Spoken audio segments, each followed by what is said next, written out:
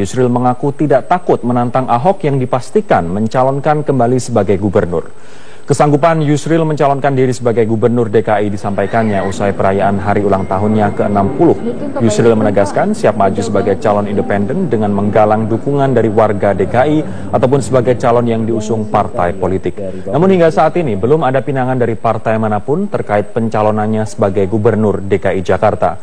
Yusril yang pernah menjadi menteri yakni elektabilitasnya dapat menyaingi Ahok maupun sejumlah tokoh yang disebut-sebut akan meramaikan pemilihan gubernur DKI. Yusril bahkan telah menyiapkan misi untuk kota Jakarta, yakni berkonsentrasi pada masalah kemiskinan, kemacetan lalu lintas jalan, dan sampah. Meski pilkada DKI akan berlangsung pada tahun 2017 mendatang, namun beberapa nama sudah diusung, seperti mantan Menteri Pemuda dan Olahraga Adi Aksa Daud, Wali Kota Bandung Ridwan Kamil, serta pengusaha Sandiaga Uno.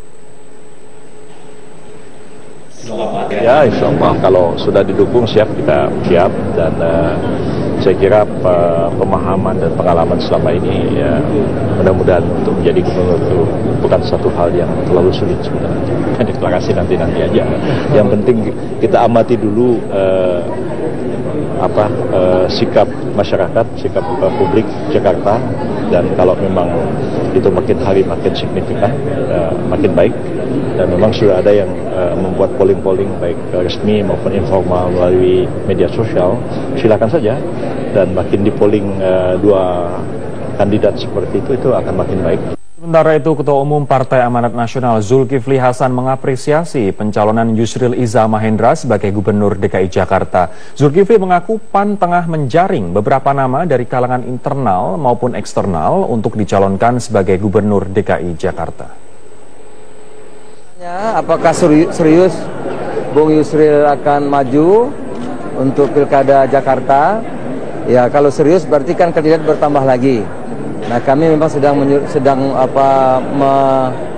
mempublikasikan beberapa kandidat yang sudah ada. Antara lain dari internal itu ada Arya Bima, ya, ada Desi Ratnasari, Pak Ahok, Kang Emil, Adi Aksa, Sandiaga Uno, berarti tambah lagi Profesor Yusril Iza Mahendra. Kita lihat nanti 3 bulan mendatang kita survei. Kalau PAN cenderungnya ke artis atau ke politik? PAN nanti akan ikut apa kata rakyat Jakarta di survei. Kita tanya maunya rakyat Jakarta siapa, itulah yang akan kita ikut dan kita dukung.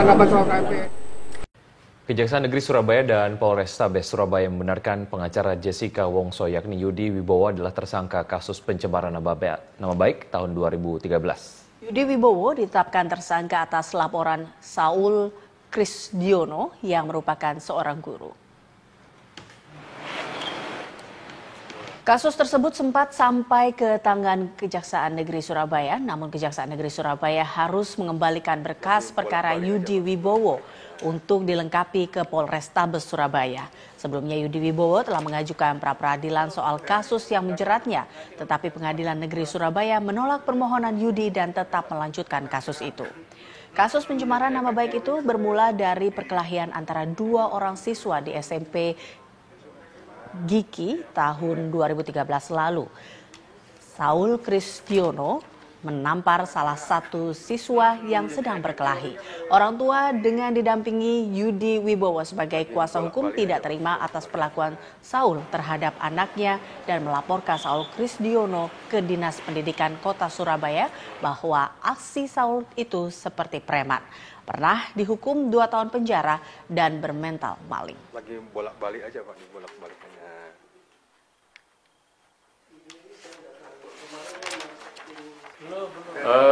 Benar, Kejaksaan Negeri Surabaya telah menerima berkas atas nama Yudi Wibowo Suginto disangka melanggar pasal 310 dan 311 KUHP, yaitu pencemaran nama baik. Atas berkas yang sudah dikirim ini, pada Kejaksaan Negeri Surabaya telah melakukan penelitian dan hasilnya memang dengan gelar perkara hasilnya ada beberapa yang kekurangan baik formil maupun material. Antara lain, 1, belum ada surat pengaduan, dan kedua ada penambahan pasal 317. Kemudian juga ada beberapa saksi yang perlu diperiksa untuk memperkuat pembuktian. Masih kembali bersama kami di Metro hari ini, pemirsa. Pasca penetapan Jessica Kumala Wongso sebagai tersangka pembunuhan Wayan Mirna, penyidik fokus memperkuat alat-alat bukti untuk menjerat Jessica. Namun bukan hanya penyidik, ayah Wayan Mirna mengaku juga sudah mengantongi dokumen terkait kehidupan Mirna dan Jessica selama di Australia. Lebih dari sepekan sejak Jessica Kumala Wongso ditetapkan sebagai tersangka pembunuhan Wayan Mirna Salihin, penyidik Polda Metro Jaya kian gencar memperkuat alat-alat bukti untuk menjerat Jessica di pengadilan. Saat ini polisi telah mengantongi sejumlah alat bukti kuat, namun pihak Polda Metro Jaya enggan membeberkan bukti tersebut. Mau dipancing untuk menjelaskan mengenai alat bukti, ya, karena sekali lagi penyidik dalam sistem peradilan kita, penyidik memiliki strategi penyidikan. Nah, pihak yang keempat, yaitu tersangka dan penasihat hukumnya, pembela, itu juga memiliki strategi pembelaan. Peluru apa polisi punya, peluru apa penuntutan punya, salah satu strateginya adalah bagaimana mematahkan dalil-dalil yang dimiliki oleh penuntut. Sekarang kalau semua dibuka dari, kita masih bertandingnya nanti 4-6 bulan ke depan ini. Sementara itu, seakan tak sabar mengungkap misteri kematian putrinya, ayah Wayan Mirna, Dermawan Salihin, 5 Februari kemarin kembali mendatangi Polda Metro Jaya. Selain ingin mengetahui perkembangan kasus putrinya, Dermawan juga menawarkan bantuan untuk penguatan tuntutan di persidangan. Dermawan mengaku saat ini sudah mengantongi 8 alat bukti untuk melawan Jessica di pengadilan nanti. Ia juga sudah memegang sejumlah dokumen mengenai kehidupan Mirna dan Jessica selama kuliah di Australia dari pihak kepolisian Australia. Dari beberapa berkas yang ia miliki, setidaknya 2 buah berkas sudah diserahkan kepada tim penyidik Polda Metro Jaya.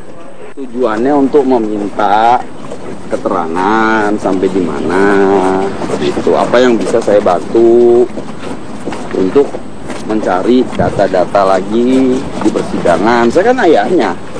Terkait berkas yang dari konsulat di Australia? Ya saya itu ngomong, nanti deh nggak usah ditanya lagi, itu nanti di persidangan aja dibuka. Langsung dibuka di sidang ya Pak? Ya. Nggak dikasih ke... Tapi ada data. Karena itu data yang sangat vital ya, jadi nanti aja deh.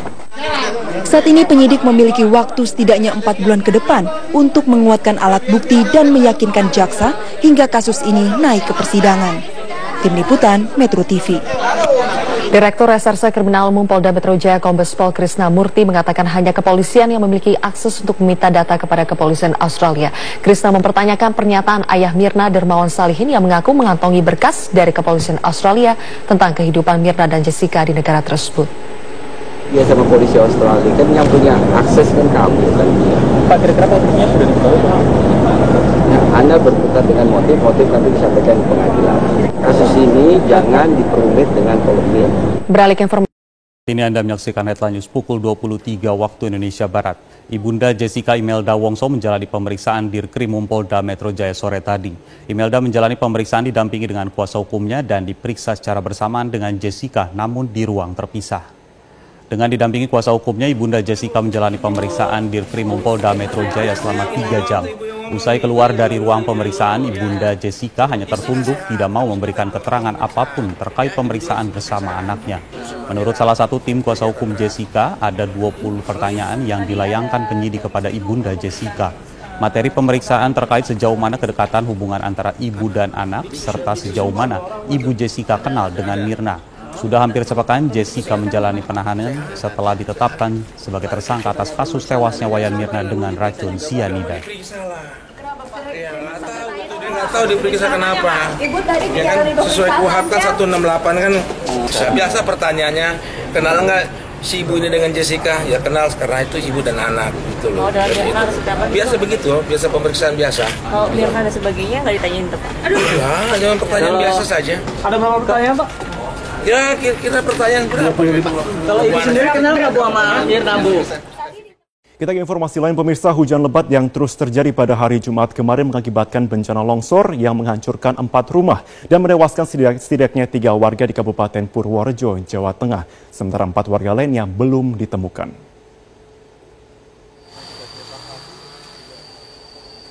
Ya, dan beginilah keadaan kondisi longsor dari tebing setinggi kurang lebih 25 meter di lereng perbukitan Menoreh, Desa Penungkulan, Kabupaten Purworejo. Longsor terjadi pada Jumat malam dan saat itu warga hanya berhasil mengevakuasi 2 korban, yaitu Suprapti 45 tahun dan seorang anak berusia 8 tahun, Erni Yulianti.